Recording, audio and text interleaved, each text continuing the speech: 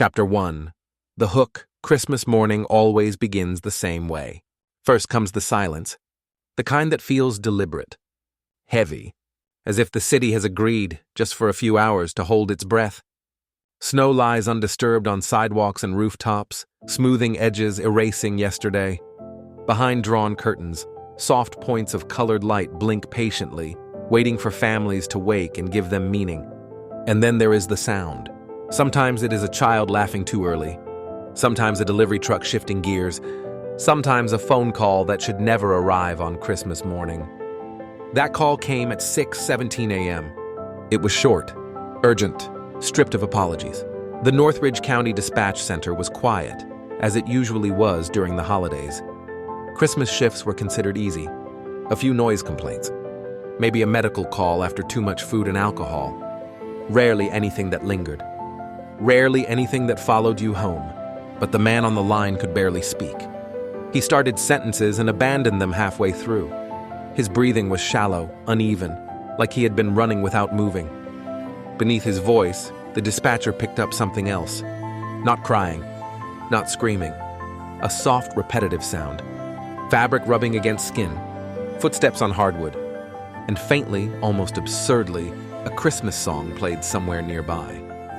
Low volume, cheerful, persistent. The dispatcher tried to ground him, asked for a name, asked for an address, asked if anyone else was in the house. Each question met the same pattern. A fragment of an answer, then a pause, then breath scraping through the mouth as if the caller had forgotten how lungs work. Hillcrest Road. 14, the man said. Then again, louder, as if volume could speed time. Please hurry. He did not say the word dead. He did not say blood. He said only one thing, over and over. She's not answering. The dispatcher asked the simplest question, the one that determines everything that comes next. Is she breathing? Silence followed, long enough to become an answer in itself. I don't know, the man whispered. I can't go back in there. The dispatcher instructed him to step outside, to leave the door open, to stay on the line.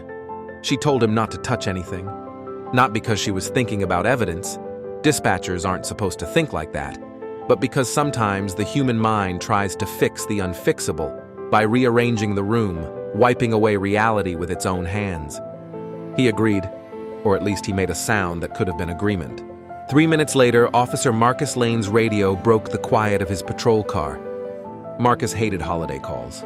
Sirens felt intrusive on days like this, like shouting in a church. Still, he pulled out of the station parking lot and activated the lights. The city opened in front of him, streets empty, decorations glowing. A peaceful place performing peace. The radio crackled. Possible medical. Unknown condition. One caller on scene. Private residence.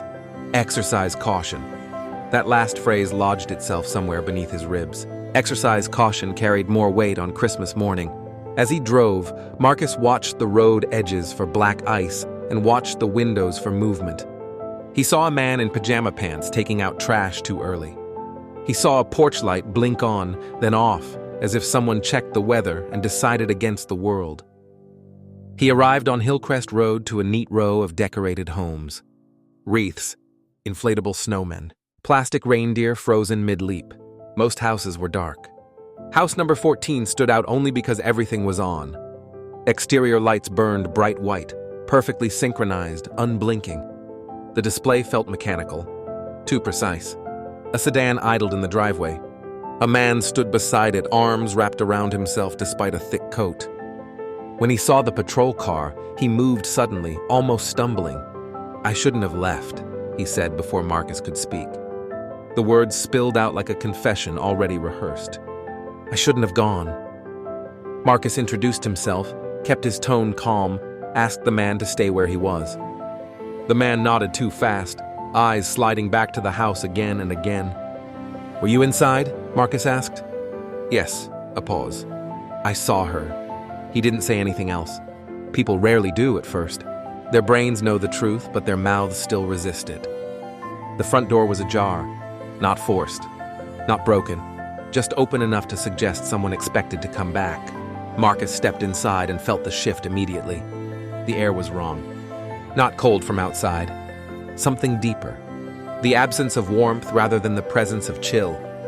The smell was faint, pine cleaner mixed with something metallic that he refused to name. "Police," Marcus called. No answer. A clock ticked somewhere ahead, each second exaggerated by the quiet. The Christmas song continued, looping endlessly, cheerful and tone-deaf. The hallway walls were lined with framed photographs. Vacations. Birthdays. Smiling faces frozen in moments that now felt intrusive. In one picture, a woman with dark hair held a mug and smiled at the camera, relaxed, unaware. Marcus passed the kitchen first. Everything was neat. A plate of gingerbread cookies covered with a towel. A handwritten note, "For you. Don't touch until morning." A cup of tea sat untouched, a thin film forming on the surface. 2 wine glasses rested near the sink, one upright, one tipped over. That detail struck him harder than it should have, because it suggested interruption, not accident. A moment cut in half. The living room waited beyond. It looked like a catalog photograph. Tree by the window. Presents arranged with symmetry. Candles unburned. A book open on the arm of a chair, as if its reader had stepped away for a moment. And then he saw her. At first his mind tried to soften it, to delay recognition, but the angle of her body, the stillness, the dark stain on the carpet beneath her arm. There was no ambiguity. Marcus knelt without touching, shone his light. No movement, no breath. Her face was pale, emptied of expression, emptied of life. He called it in. Backup. Paramedics. Homicide. His voice stayed steady. It always did. That was how the job survived you. As he spoke, his eyes cataloged the room. Windows closed. No sign of forced entry. Footprints in the carpet, not frantic. Purposeful. Calm. The Christmas song played on, as if the house itself refused to acknowledge what it held. Then Marcus noticed the wall near the fireplace. Among the decorations, someone had written something. Small. Intentional. Not dramatic. Just a sentence, scrawled dark against light paint. He read it once. Then again. It wasn't about Christmas. It wasn't about anger. It was about control. About finality. His skin tightened along the back of his neck. Outside, the first ambulance arrived without sirens, respecting the quiet of the street. Blue lights reflected off the snow, turning it sterile, unreal. The paramedic checked quickly, efficiently, then looked up and shook her head. No words were needed. Marcus stepped back into the hallway. The man outside was being questioned by another officer now, answering in fragments. "I came back. The door. I thought she'd fallen." Marcus opened the front door wider and let the cold in. Because from this moment on, Christmas in this house was over. And for everyone connected to it, it always would be. Before he entered the living room, Marcus forced himself to look at the small things that usually tell the truth first. The thermostat display in the hallway. The shoes lined near the door. A set of keys in a ceramic dish, still where someone placed them out of habit. The absence of wet footprints beyond the entryway. Everything suggested routine. And that was what made the silence feel unnatural. He heard the caller outside cough once, hard, like someone trying to dislodge panic from the throat. Marcus didn't turn around. He didn't want the man following him inside. He didn't want another set of eyes to see what he was about to see.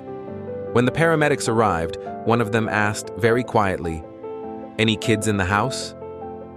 Marcus shook his head, not because he was certain, but because he had already scanned the walls for the unmistakable presence of children, backpacks, toys, chaotic fingerprints at knee level. There were none. This was a home built for adults with adult silence. The Christmas song, looping softly, reached the end of its chorus and started again. It didn't change. It didn't falter. It kept going as if repetition could make the room harmless. Marcus had seen death before. What he had not seen, at least not often, was death placed into a scene that insisted on pretending nothing had happened. That kind of staging didn't come from panic. It came from intention. Later, Marcus would tell a colleague that the worst part was the normality, not the scene itself. The way the house looked like it was waiting for a family that would never arrive. Character count, no spaces. 7,506. Chapter 2, Context and People. Before the house on Hillcrest Road became a crime scene, it was ordinary. Painfully so. Neighbors described it the same way when detectives began knocking on doors later that morning. A quiet couple. No loud arguments.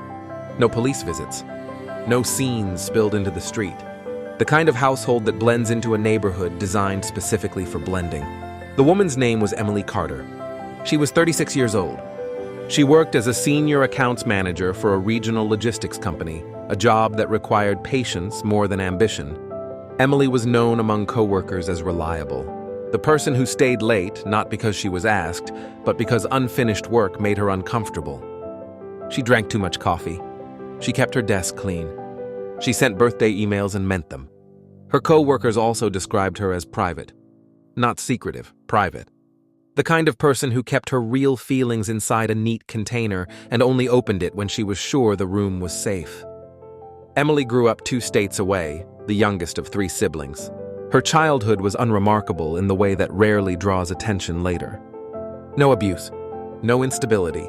Teachers described her as quiet but observant.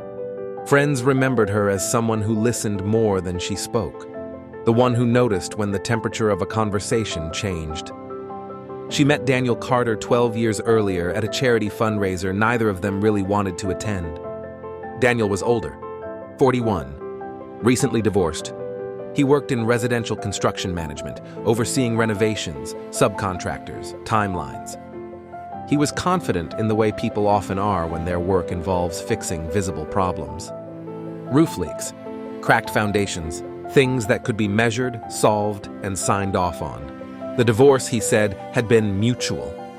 His ex-wife described it differently in later interviews. Not violent, not chaotic, just exhausting. Everything had to be his way, she said. Not like a villain, like a manager, like life was a project. Emily didn't know that version at the start. Or maybe she did, but she interpreted it as stability. Many people do. They bonded over mutual irritation at forced social events. They laughed in the corner like conspirators and exchanged numbers as if it were the simplest thing in the world. It felt easy. Friends would later say the relationship moved quickly, but not alarmingly so. They traveled. They hosted dinners. They married within 2 years. The wedding was small, tasteful, winter-themed even then. Emily liked winter. She liked things that slowed the world down. The house on Hillcrest Road came later. A shared decision.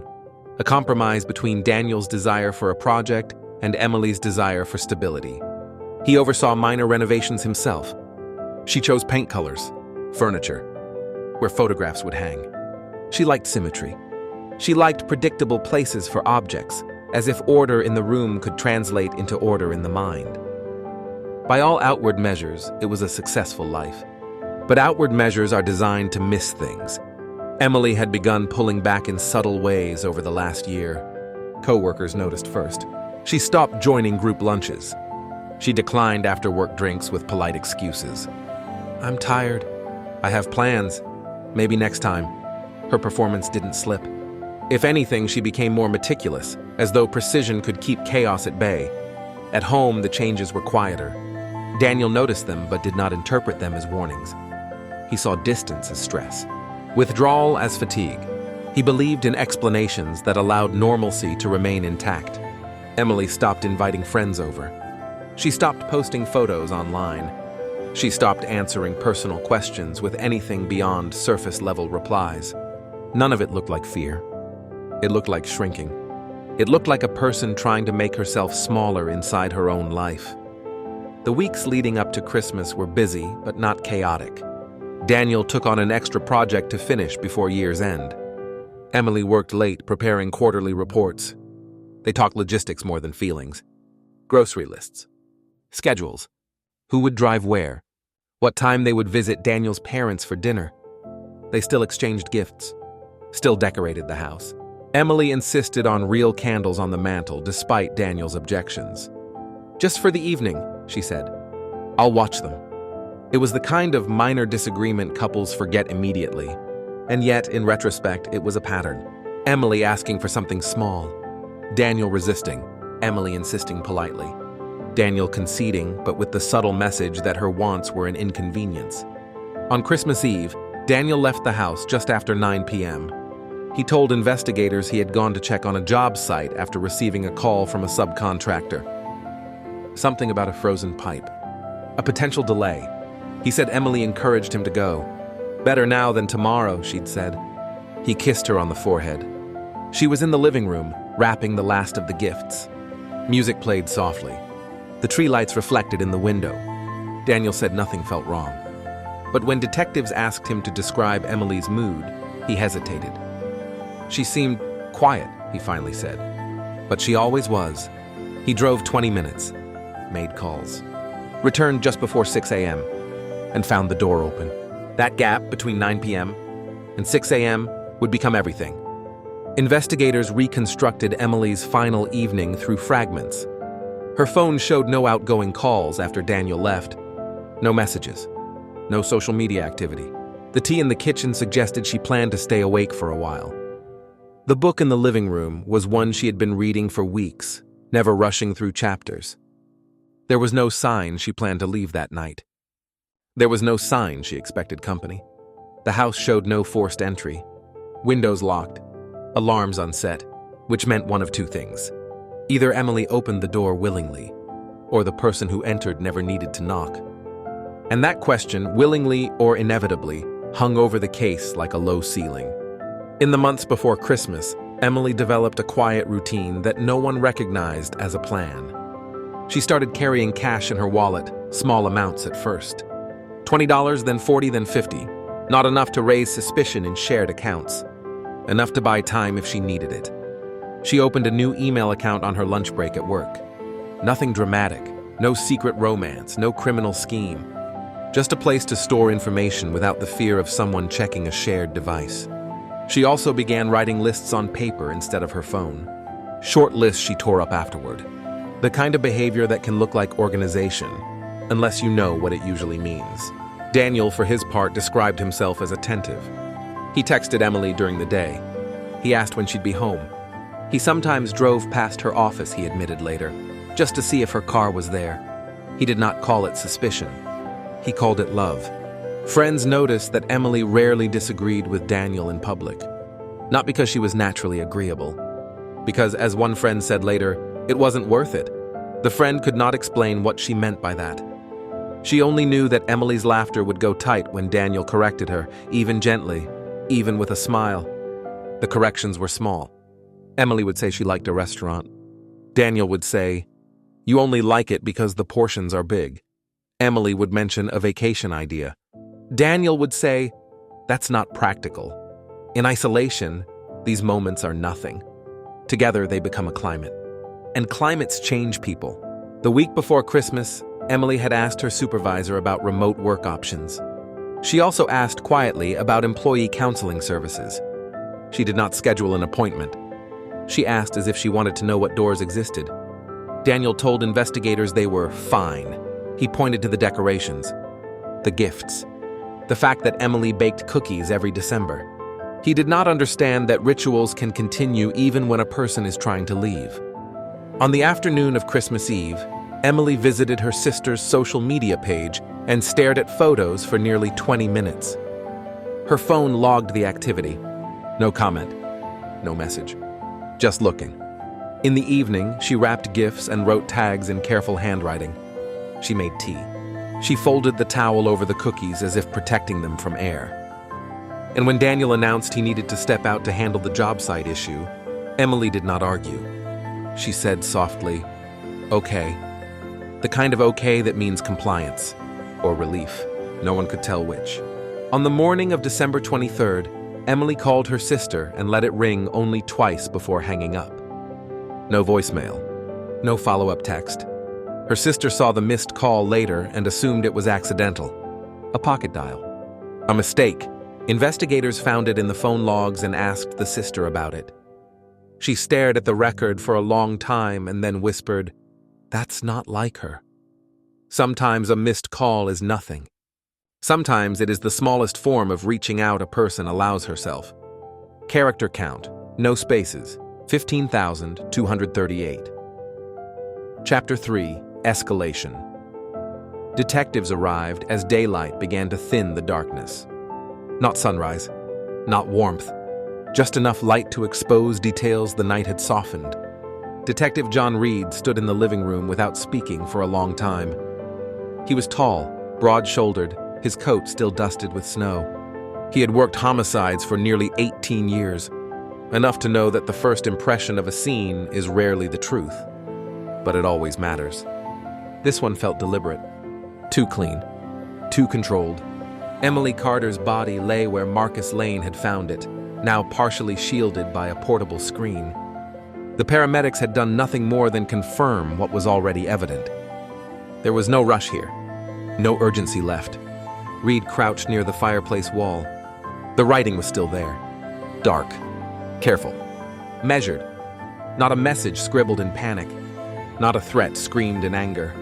It looked like something written by someone who knew they had time, someone who wanted to be understood. Crime scene technicians moved quietly around him.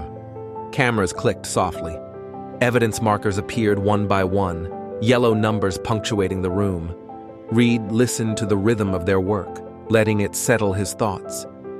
He forced himself to begin with the basics, because basics are how you prevent a case from turning into a story you want to believe. Entry points. Doors. Windows. Locks. Any sign of forced access. Any sign of hurried exit. The door had been left ajar, but the frame wasn't damaged. The deadbolt wasn't broken. The windows were latched from the inside. A security system existed, but it had not been armed. That last detail mattered. A person arms their system when they are afraid of strangers.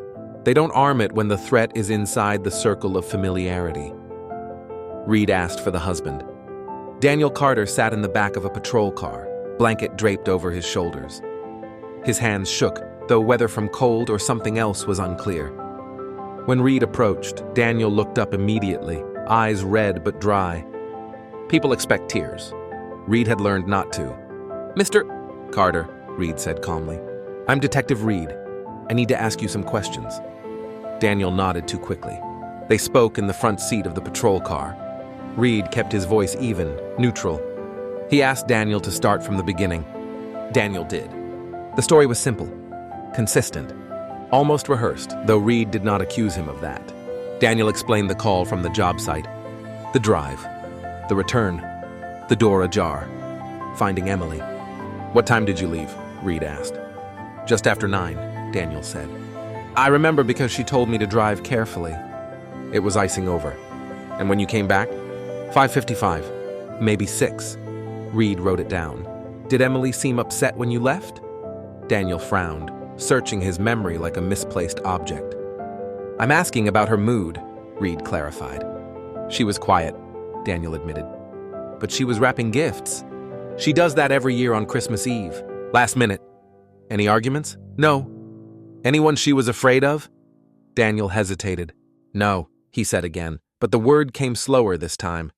Inside the house, the forensic picture began to sharpen. Emily had been attacked in the living room.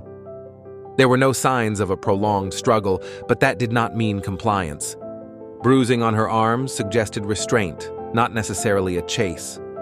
The medical examiner would later determine the cause of death was blunt force trauma combined with severe blood loss. The weapon had not yet been found. There was no evidence of sexual assault, no ransacking, nothing taken. This was violence without theft, and that narrowed the map of motive. Reed walked through the home methodically. Bedroom untouched, closet organized, jewelry in place, bathroom clean, kitchen staged for comfort. The scene contradicted itself, a holiday tableau surrounding a brutal absence. Crime scene analysts collected fibers from the carpet. They swabbed the wine glass rims, the doorknobs, the edge of the mantel. They photographed the note in the kitchen and bagged it like it might be a clue, because sometimes the smallest kindness in a home tells you what someone expected from the night. The neighbors offered little at first. No screams reported, no strange vehicles. A few admitted they had been awake late, wrapping presents, watching movies. No one noticed anything unusual. That too was unusual. Reed asked about Emily's work. Co-workers described her as dependable, reserved, under pressure but capable. One colleague mentioned that Emily requested time off in January, something she rarely did. Another said Emily recently asked about transferring departments. She didn't say why, the coworker told Reed. Just said she needed a change. Reed asked about Daniel. No criminal history. No domestic calls. Financial stable. No recent insurance changes. No obvious motive that leapt off the page. But Reed had learned long ago that motive rarely announces itself. Sometimes it hides in patterns so small they look like habits. He requested phone records and data preservation orders. He requested surveillance pulls from nearby intersections anyway, even if chances were low. He requested a full work timeline for Daniel and the subcontractor he claimed called him. He ordered a search of the job site logs because modern jobs leave digital footprints even when people try to pretend they don't. Emily's phone revealed little at first glance. No late-night calls. No outgoing texts after Daniel left. But Reed noticed something else. A deleted draft message. Not sent. Not addressed. Just text saved and erased. Forensics recovered it. I can't keep pretending everything is fine. No recipient. No timestamp. Reed read it twice. He asked again about Emily's recent behavior. Daniel admitted they had been distant. He blamed work. Stress. The season. Did she ever say she wanted to leave? Reed asked. Daniel shook his head. No, she loved Christmas. She loved our house. That was an answer. Not necessarily the truth. The writing on the wall nagged at Reed. Killers sometimes write to shock, sometimes to taunt, sometimes to justify. This felt different. It wasn't about rage. It wasn't about celebration. It was about being seen. By mid-afternoon, the house was sealed. Evidence boxed. The body removed. Christmas continued outside. Families woke.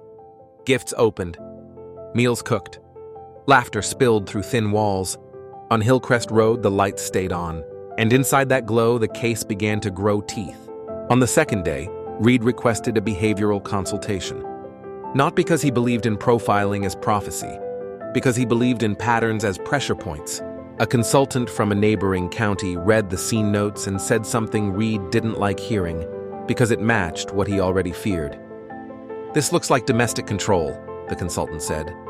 Not necessarily a long history of physical violence. More like possession. The kind of person who can stay calm while doing something irreversible. Reed asked the technicians to document the gift tags, the handwriting, the order they were placed under the tree. It wasn't about sentiment. It was about time. If Emily wrapped those gifts, she was alive late. If someone else moved them, the staging happened after. A tech found a faint smear on a ribbon that suggested it had been handled with gloves. Thin latex, not winter gloves. The kind of detail that doesn't prove a murderer, but proves someone thought about leaving fewer traces. Reed also requested Emily's computer from work. Her coworker said she had been backing up files, cleaning out folders, removing personal photos from the desktop. It could have been year-end organization, or it could have been preparation. In the trash bin on her computer, analysts found a deleted PDF titled Separation Checklist. It was opened 3 times in the last week of December. No proof she intended divorce, but proof she was researching life without Daniel. Reed returned to Daniel's earlier claim about the job site. Construction projects have call logs, key card entries, alarm systems, and subcontractor texts. Daniel's story had none of those supporting footprints. The case was still not ready. Reed knew that. A bad arrest doesn't just fail. It teaches a guilty person what you know. So Reed did what homicide detectives do when the room is too quiet. He waited, and he watched what the suspect did with time. Daniel stayed in the house for 2 nights after the murder. He slept in the guest room, he said later, because the bedroom felt wrong. He kept the Christmas lights on. He told neighbors it made him feel less alone. Reed read that and thought of the staging again. A house lit up, insisting on normalcy, while a death tried to speak through the cracks. Every day that passed, Reed's team gathered more of the invisible evidence that people forget exists. Digital, financial, behavioral. And the circle around Daniel tightened without him hearing it. As the week moved on, Reed's team interviewed a marriage counselor whose card was found in Emily's desk drawer at home. Emily had never booked an appointment. The counselor had no record of her as a client. But the counselor recognized the name, because Emily had called once, asked about availability, asked about confidentiality, and then ended the call without scheduling. She sounded like someone trying to decide whether it was safe to speak, the counselor said, not someone shopping for services. Reed added it to the file. Another door Emily had approached. Another door she had hesitated to open. They also pulled Emily's last credit card activity. One purchase stood out, a small safe deposit box rental fee charged at a local bank branch. When officers visited the bank with a warrant, they found the box empty except for a folded page of paper. A list of phone numbers. Her sister's. A friend's, a local taxi service, and at the bottom the hotline number for domestic abuse resources. No name, no signature, just preparation. The defense later argued the list proved nothing. And legally, they were right. A list is not a bruise. It is not a confession. But Reed understood what it meant. Emily had been building an exit in her mind long before she built it in reality. Character count, no spaces. 23,847, Chapter 4. The turning point. The turning point did not arrive with an arrest. It arrived with a realization, and then with a second realization. Both of them quiet, both of them heavy. Detective Reed understood the first one late on Christmas night, sitting alone in his office while the rest of the department ran on holiday skeleton crews. The building was quiet in a way that reminded him of hospitals at night, functional, alert, but stripped of comfort. He had the photographs spread across his desk. The living room, the fireplace wall, the tree lights glowing behind yellow evidence markers. Emily Carter's life reduced to angles, shadows, and scale references. The sentence on the wall stared back at him from every print. It wasn't threatening. It wasn't poetic. It didn't sound like someone trying to be remembered. It sounded like someone explaining a decision they believed was already justified. That was the first realization. This was not a crime of frenzy. This was a crime of permission. A person who believed they were allowed. Reed reopened his notes and read the husband's interview again. He listened this time to what Daniel didn't say. Daniel described Emily as quiet, as withdrawn, as hard to read, and yet Daniel described their home with certainty. He knew where she would be, what she would be doing, how late she would stay up, what mattered to her. People who are truly distant from each other rarely have that kind of certainty. Reed requested a deeper canvas, not just of neighbors, but of routine places.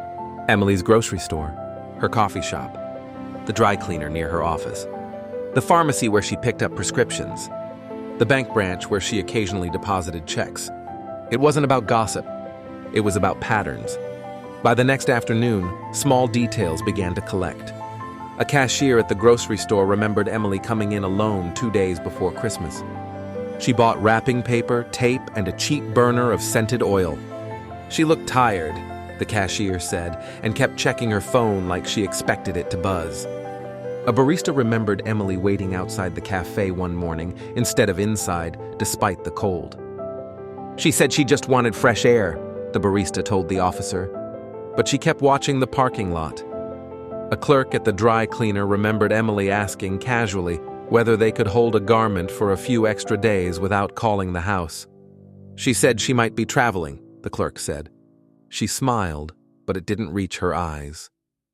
A pharmacist remembered Emily asking if they carried an over-the-counter sleep aid that doesn't make you groggy.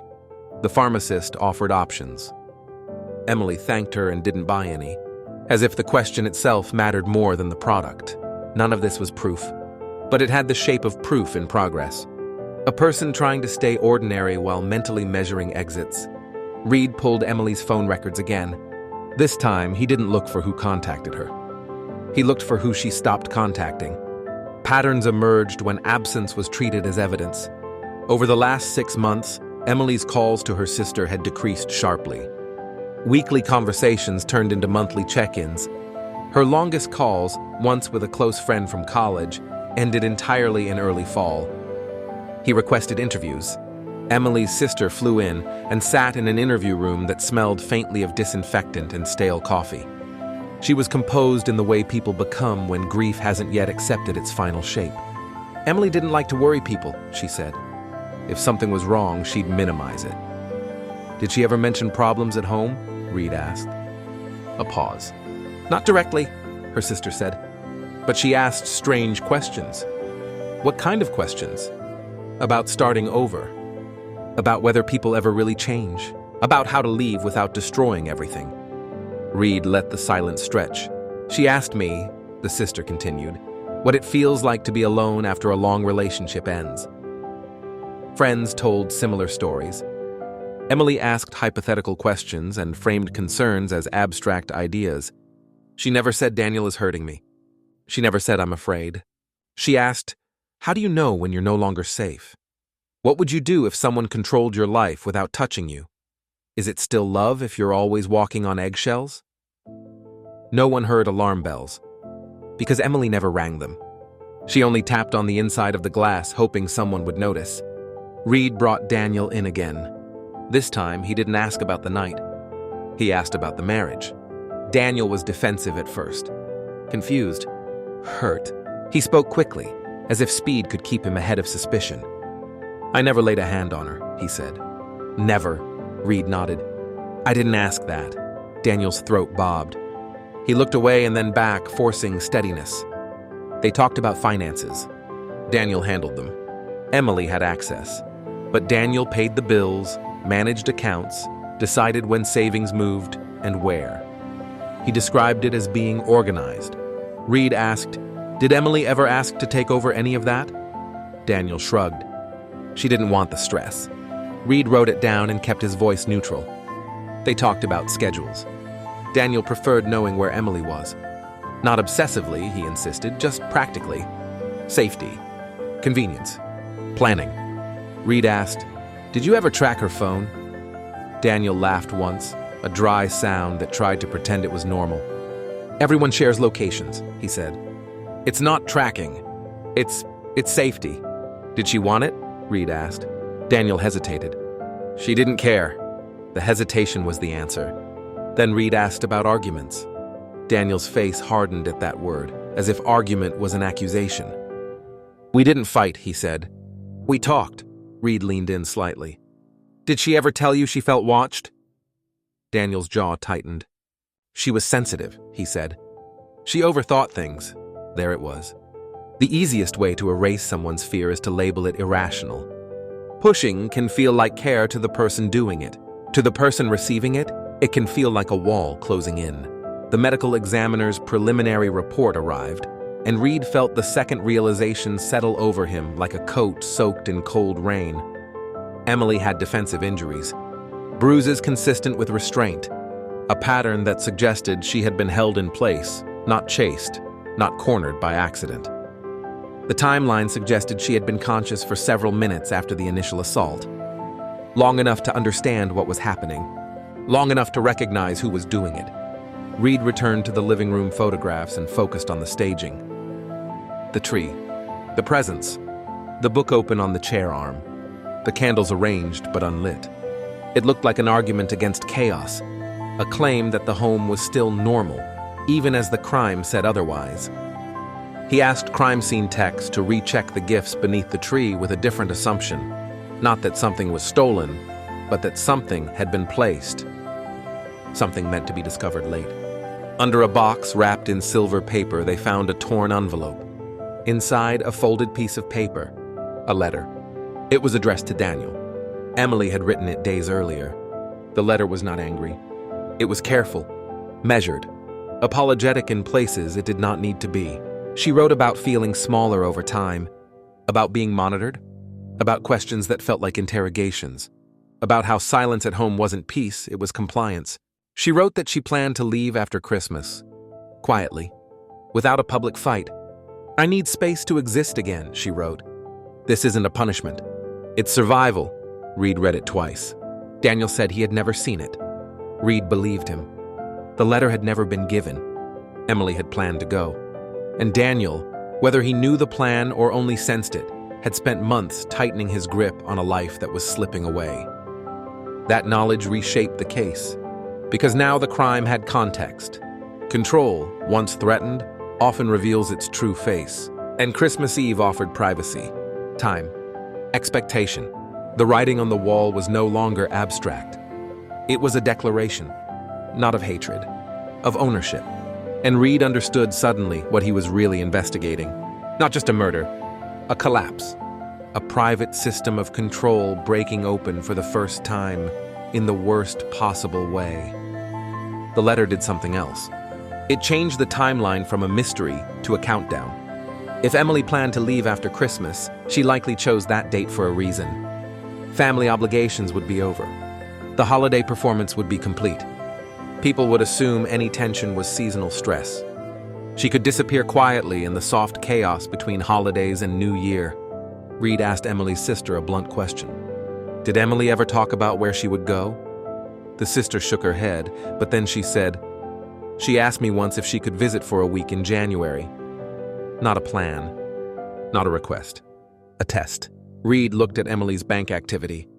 Nothing dramatic. No large withdrawals, no sudden transfers. But there were small irregularities. Cash back at grocery stores, small purchases at a discount luggage shop, a prepaid phone card bought at a pharmacy 2 weeks before Christmas. Each item alone could be nothing. Together they were a map. Reed also asked about Daniel's temperament with other people. Co-workers described him as competent and demanding. Someone who expected deadlines to be met. Someone who didn't like surprises. A subcontractor interviewed off the record said Daniel would sometimes show up unannounced to check work. Not to help, to verify. He'd just stand there, the man said, watching, like he was waiting for you to mess up. Reed thought about Emily, alone in a house like that. Being watched doesn't always involve cameras. Sometimes it's simply the knowledge that someone might appear, question you, evaluate you, correct you. Then Reed returned to the writing on the wall. He asked a forensic document examiner to look at it as if it were a note, not graffiti. Stroke pressure, spacing, the angle of letters. The examiner's conclusion was simple. Whoever wrote this was calm, she said. This isn't a shaking hand. This isn't a rushed message. Calmness doesn't equal guilt. But calmness plus restraint injuries plus a missing weapon plus no forced entry, those pieces fit together too cleanly. Reed understood the third realization then: this case would not be solved by finding a stranger. It would be solved by proving what everyone hated to say out loud. That the person who knew Emily best knew exactly how to end her. The turning point was not the letter alone. It was the way everything else began to align around it. Reed also asked himself a question he hated. If Daniel had known, explicitly, that Emily planned to leave, would it have changed anything? Sometimes knowledge prevents violence. Sometimes it triggers it. Coercive control often depends on uncertainty. A partner who senses a loss coming will tighten grip, monitor harder, demand reassurance, rewrite reality. But when the loss becomes real, when the other person's choice becomes undeniable, the control can turn into something final. Reed looked at Daniel's text messages from the week before Christmas. Not just content. Timing. Most were ordinary. Pick up milk. Do you want Thai tonight? Call me when you leave work. But threaded through them were check-ins that didn't match the surface tone. Where are you right now? Why didn't you answer? I saw your car wasn't in the lot. Each message could be framed as concern. Together they formed surveillance. Reed imagined Emily reading those texts, hearing her phone buzz, feeling the small spike of pressure. The constant reminder, you are observed. And he understood why she wrote the letter the way she did. Not with anger, with careful language, with apologies that didn't belong. She wrote like someone trying to reduce risk, like someone who knew the wrong sentence could ignite the wrong reaction. That was the final quiet weight of it. Emily didn't write to explain herself. She wrote to survive the explanation. And she never got the chance. Character count. No spaces. 34,075. Chapter 5. Fallout and Discovery. The arrest still did not happen immediately. It rarely does when the truth is intimate. Detective Reed understood that rushing would fracture the case. Crimes rooted in control are not exposed by force. They unravel when pressure is applied slowly, consistently, until the story collapses under its own weight. Daniel Carter was not arrested that week. He was allowed to grieve, publicly. Privately, the scrutiny never lifted. Neighbors brought casseroles and paper plates, grief packaged in aluminum trays. Daniel accepted them with hollow gratitude. He attended a small memorial service and spoke in careful sentences, as if anything spontaneous might crack him open in front of witnesses. Reed watched from the back of the room and noted something that felt wrong. Daniel kept describing Emily as if she were a role, a good wife, a private person, a homebody. He spoke about the life they built. He did not speak about her interior life. It wasn't evidence, but it was a shape Reed recognized. Meanwhile, the investigation moved through quieter channels. Data, receipts, distances. Daniel's phone records showed no calls during the window of the murder. But they showed something else. Location data. Not precise enough to place him in the living room, but accurate enough to damage his story. Between 11:30 p.m. and 1:10 a.m., Daniel's phone connected to a cell tower that primarily covered the Hillcrest Road area. Not the job site district he described. Not the industrial corridor he insisted he drove to. When Reed confronted him with that, Daniel's explanation arrived too fast. Signal drift, Daniel said. Towers overlap. That's common. Reed didn't argue. He asked instead for the name of the subcontractor. The subcontractor denied calling that night. Said the issue could have waited. Said Daniel never showed up. That explanation unraveled quietly, without confrontation. Like a thread pulled loose at the hem. Reed requested Daniel's vehicle data next. Modern cars record what people forget. Ignition times, door openings, mileage increments. Daniel's car showed a short trip during the window he claimed to be elsewhere. Not long enough to reach the job site. Long enough to circle back home. Daniel called it a mistake. A forgotten errand. A moment of confusion. But Reed wasn't interested in the story. He was interested in how the story changed when the facts arrived. Then Reed asked for security footage. Hillcrest Road didn't have city cameras, but the neighborhood had private ones. Doorbells, garages, motion-activated lights. Most cameras missed the Carter driveway entirely. But one camera, mounted under a neighbor's eave, caught a slice of street and the edge of Daniel's driveway. Grainy footage, time-stamped. Winter dark. At 12:18 a.m., headlights swept across the frame. A vehicle turned in, paused, then backed out. The plate was unreadable.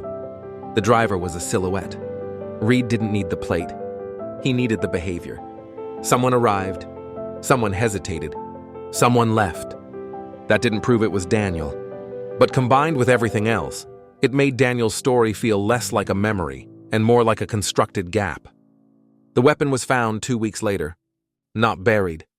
Not thrown into a lake. Not driven out into the county and discarded on the shoulder. It was in the garage, hidden inside a sealed box labeled with an old project name, stacked beneath paint cans and leftover tile. The kind of place no one looks unless they already know what they are looking for. Forensics tied it to the scene. Trace and transfer. A match that does not rely on emotion. When Daniel was brought in again, the room was different. No blanket. No sympathetic tone. Just a table. 2 chairs. A recorder. Reed placed the letter on the table. Emily's letter. Daniel stared at it without touching. His jaw tightened. The skin around his mouth went pale. He didn't cry. His voice was calm when he spoke. She was going to leave me, he said. Not a question. Not disbelief. A statement. Reed let silence do its work. Daniel talked. About sacrifices. About how much he built for her. About how she didn't see it. About how she didn't understand what she was throwing away. He framed himself as the injured party. He described their marriage as an investment. He described Emily as if her leaving would be theft. Reed listened. He waited. Then he asked about the writing on the wall. Daniel looked up for the first time, eyes steady now. I wanted her to understand, he said quietly, that choices have consequences. That was enough. Daniel Carter was arrested for the murder of his wife, Emily Carter. The trial came later. It was methodical, unemotional. The prosecution avoided theatrics. They did not try to turn Emily into a saint. They treated her like what she was, a person who deserved to be alive. They put the staging in front of the jury and called it what it was. Not sentiment, not confusion, a performance. They presented the false job site story, the tower data, the vehicle records, the weapon. They brought in the medical examiner to explain restraint and timing without spectacle. They read Emily's letter aloud, and the courtroom went so quiet that even small coughs sounded like intrusions. The defense tried to frame the killing as a moment of emotional collapse, a temporary blindness brought on by fear of abandonment. They suggested Daniel snapped, but snapping leaves fragments. This left structure. The jury didn't accept it. Daniel was convicted, sentenced to life without parole. The Carters' Christmas decorations, stored in a plastic bin, were returned to Daniel's parents along with other belongings. Someone wrote "holiday" on the lid in thick marker, a word for joy repurposed into an inventory label. Afterward, the neighborhood returned to routine in the shallow ways people do. Mail delivered. Trash bins rolled to the curb. Snow shoveled. But Hillcrest Road had changed. Not visibly. Not dramatically. It had changed in the way people glance at each other a fraction longer at stop signs, as if checking for something they cannot name. In the way parents double-check locks on December nights. In the way a quiet home no longer feels like proof of safety. When the jury foreperson read the guilty verdict, Daniel's expression barely changed. It wasn't stoic grief. It wasn't shock. It was calculation failing. In the weeks that followed, Reed received messages from people who had known Emily casually. A former neighbor from an old apartment, a distant cousin, a coworker she'd shared a cubicle wall with years earlier. They all said some version of the same thing. I thought they were perfect. Reed didn't correct them. He didn't tell them perfection is often a cover. He simply filed the messages away in his mind, where detectives keep the human cost that doesn't appear in evidence logs. At sentencing, Emily's sister read a statement. She didn't call Daniel a monster. She didn't raise her voice. She spoke about Emily's small joys, the way she loved winter light, the way she made tea and left notes, the way she checked on friends quietly without needing credit. Then she said, she tried to leave with kindness. Her voice didn't break. But the courtroom shifted when she said it, as if everyone felt the weight of that attempt. Daniel's parents sat behind him, faces tight, not defending, not condemning, just enduring. They would later tell reporters they were heartbroken for everyone. Reed heard that and thought, heartbreak is not evenly distributed. One person is gone forever. One person still breathes. Daniel was transported to a state facility in late summer. The paperwork described him with cold neutrality. Height, weight, tattoos, medical history. Under behavior, the intake officer wrote, compliant. Reed closed his own folder, but he did not forget the handwriting on the wall. Because it was never just a message. It was a philosophy. A small sentence that explained how a person could turn love into permission. And that philosophy does not belong to one man. It exists in many homes, hidden under polite conversations and holiday decorations. That is what stayed with Reed. Not the trial, the lesson. In court, one of the most damaging moments for the defense came from something that looked, at first, almost trivial. A calendar entry. Emily had created a private reminder on her work account for January 3rd. The title was short, first day, no location, no details.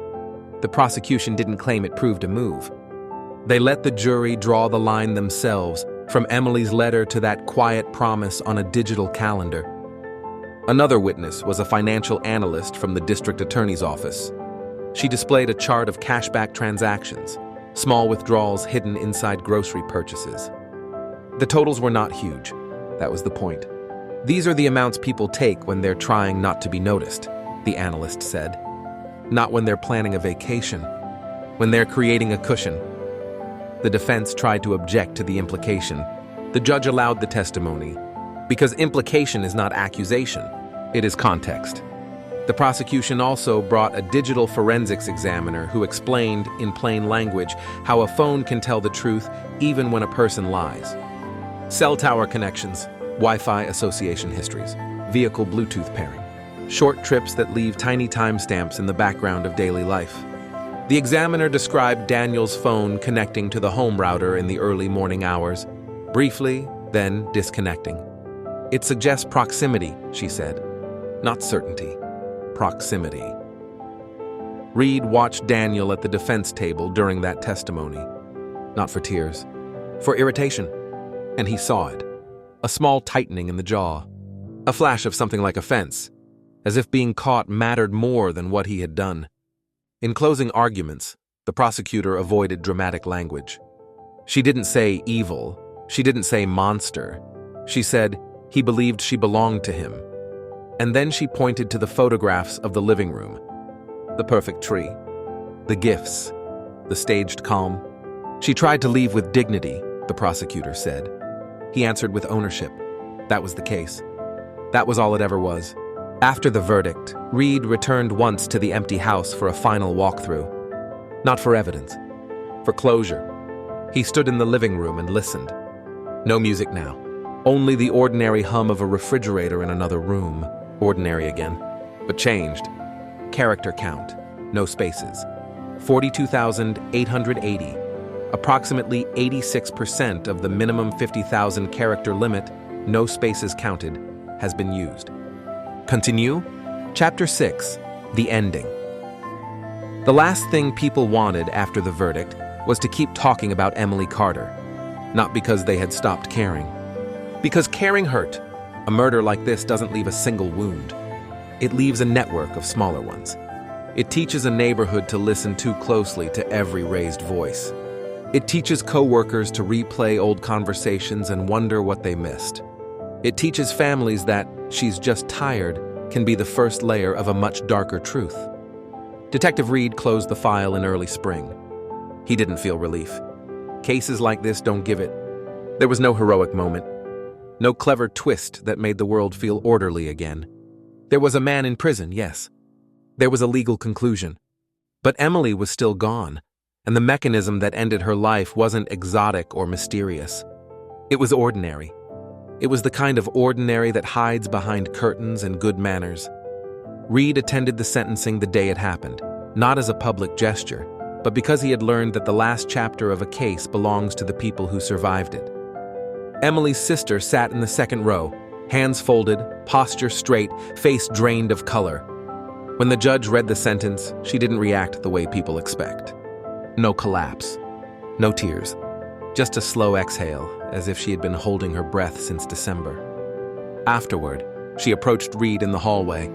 "I keep thinking about her questions," she said. "What questions?" Reed asked, though he already knew. "The way she asked," her sister replied. "Like she was testing the water. Like she was trying to see if someone would tell her to run." Reed didn't have a comforting answer. Because the truth is that many people do that. They offer hints. They float a sentence into the air and wait to see if anyone grabs it and pulls them out. And many times no one does. Not because they don't love them. Because they don't recognize the shape of a warning until it becomes a headline. Emily's co-workers eventually went back to normal routines. Emails, meetings, quarterly deadlines. Her desk was cleared. A new employee was hired. Life kept its schedule. It always does. But the small remnants remained. A mug in the break room that no one wanted to throw away. A calendar reminder that still popped up on someone's phone for her birthday.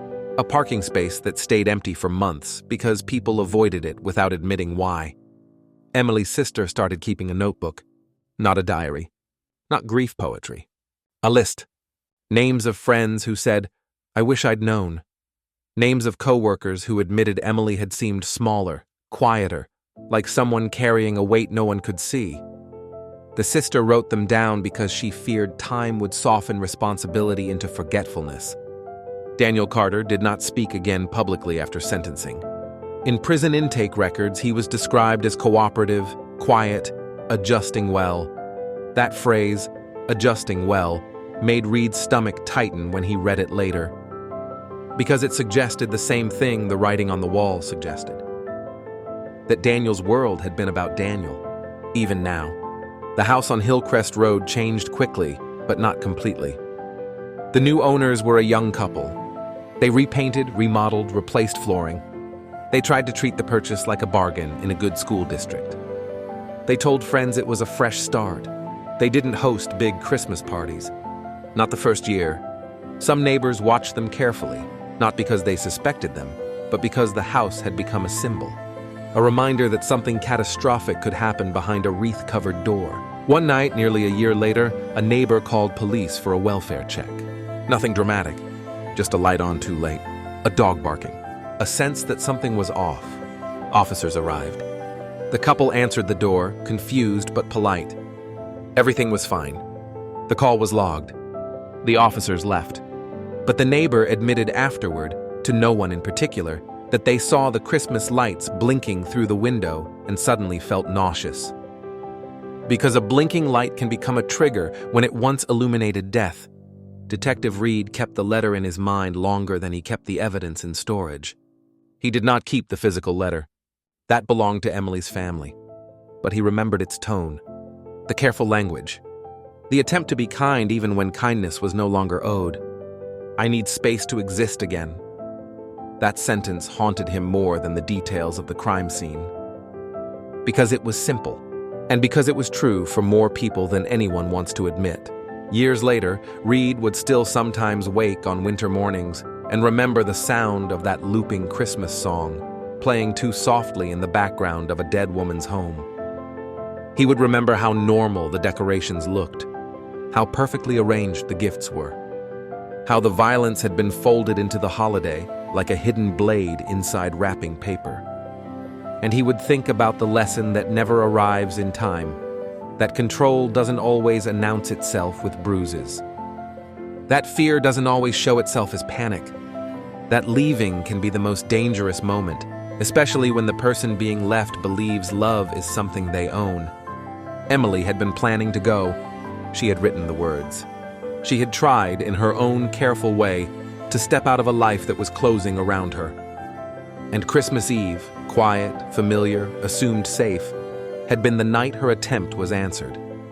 Not with an argument, not with a plea, with a decision made by someone who could not tolerate losing. That is the quiet horror of it.